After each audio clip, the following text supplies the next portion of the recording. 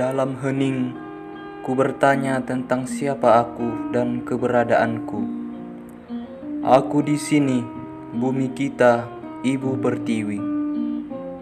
Aku tertunduk lesu, tersungkur gelabah. Inilah bumi kita saat ini.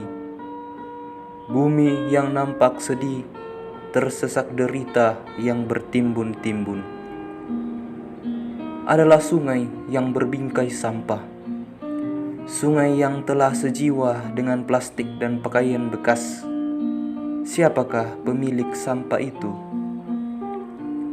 Dialah manusia yang katanya berakal budi itu. Dia berakal tapi bernalar sia-sia.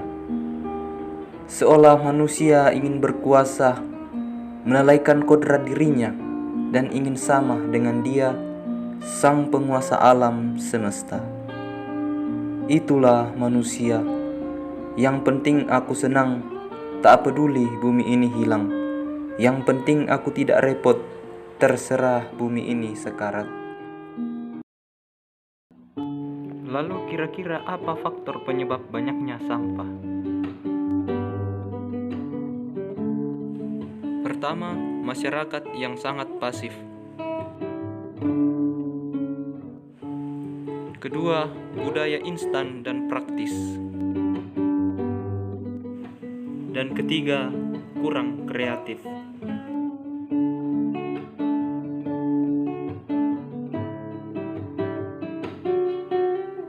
Eksistensi manusia memiliki kaitan erat dengan hubungannya dengan Allah, hubungan antar manusia, dan hubungannya dengan alam.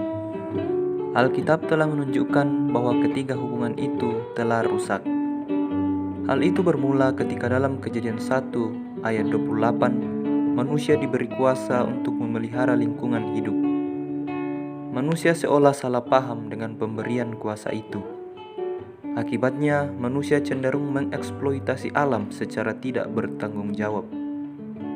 Kecenderungan ini rupanya ditangkap oleh Lynn White sebagai bentuk antropocentrisme dari Allah. Akan tetapi, muncul pandangan bahwa jika semata-mata antropocentrisme, maka pendominasian alam oleh manusia seharusnya demi kebaikan seluruh manusia. Pada kenyataannya tidak seperti itu, melainkan dominasi alam oleh manusia hanya untuk kepentingan segelintir manusia. Dengan demikian, dapat disimpulkan bahwa krisis lingkungan muncul karena kelalaian manusia, bukan kitab suci yang menuntut manusia untuk mengeksploitasi alam dengan tidak bertanggung jawab.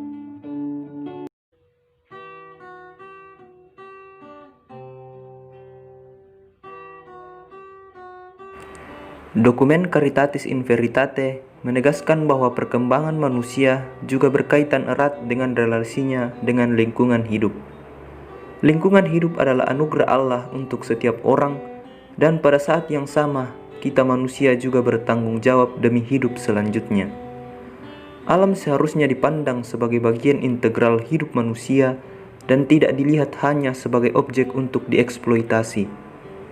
Ketika alam hanya dipandang sebagai pelengkap hidup manusia, rasa tanggung jawab manusia dengan sendirinya akan berkurang.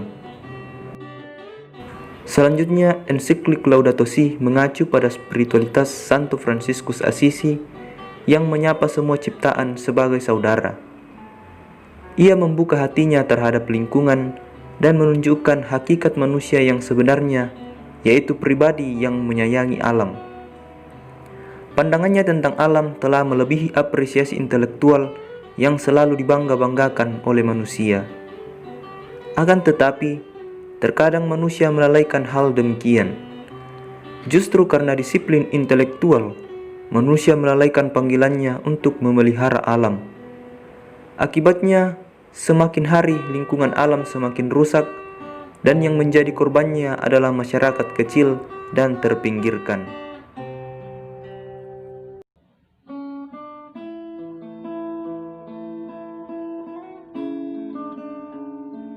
Aldo Leopold menegaskan bahwa keharmonisan relasi antar ciptaan harus senantiasa didasari dengan mencintai dan memelihara bumi. Hal ini kemudian dipertegas oleh pandangan Arne Naes tentang ekologi, ekologi yang dangkal, dan ekologi yang dalam. Ekologi yang dangkal artinya manusia membangun relasi dengan alam karena manusia membutuhkan sumber daya alam. Artinya, manusia merawat alam karena kebutuhannya, sehingga tepatlah disebut sebagai ekologi dangkal. Manusia hendaknya hidup dalam terang ekologi yang dalam. Ekologi yang dalam artinya manusia membangun kesadaran untuk sungguh-sungguh menaruh perhatian pada komunitas biotik yang juga memerlukan sumber daya. Maka, perilaku manusia semestinya didasarkan pada rasa persaudaraan dengan sesama ciptaan dan menjaga keharmonisan dalam hidup saling melengkapi.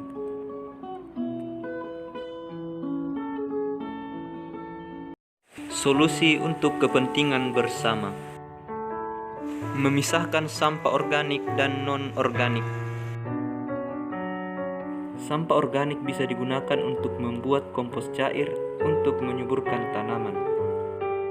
Mendaur ulang sampah. Sampah-sampah plastik bisa digunakan untuk membuat kerajinan tangan seperti pohon Natal, tas, atau kerajinan lainnya.